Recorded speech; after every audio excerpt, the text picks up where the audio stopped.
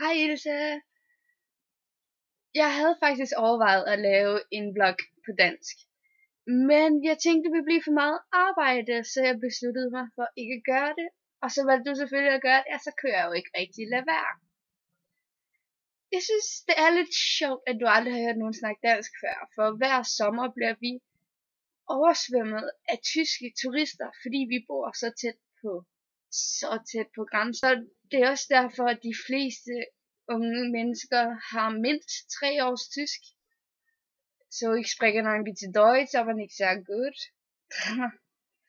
Det her det er meget sværere, end jeg regnede med, det ville være. For mig er internettet bare på engelsk. Indimellem så skifter YouTube sprog fra engelsk til dansk for at være sød mod mig, men jeg bliver bare sådan helt, nej, få det væk.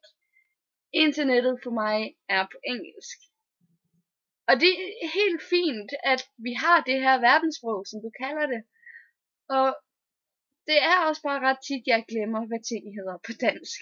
Men det gør også, selvom vi snakker engelsk rigtig godt, synes jeg, stadigvæk laver en del fejl, og jeg er så bange for at blive set som dum, fordi folk ikke indser, at det her rent faktisk er mit andet sprog.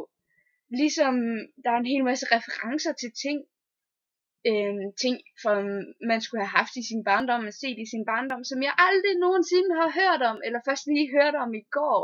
Og så sådan lidt, men min barndom var da okay. Men jeg er super glad for at have sådan en mulighed for at kommunikere på tværs af landegrænser. Og jeg vil rigtig gerne til nogle konventioner. Det kunne være så fedt. Men internettet er ikke særlig stor i Danmark. Jeg troede, den var større, end den egentlig er, men så sent som her i december skulle jeg hjælpe en veninde med at subscribe til hendes første YouTube-channel, for det havde hun aldrig nogensinde gjort.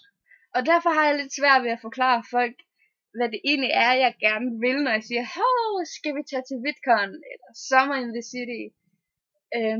Men helt klart, Summer in the City, det er en ting, jeg har overvejet at gøre. Jeg kan måske ikke stjæle min fars bil, men jeg kunne låne en eller tage toget, som du siger, det kunne være så fedt at gøre på et tidspunkt. Og jeg stopper nu, inden videoen bliver for lang, og der er for mange undertekster, der skal på. Vi ses!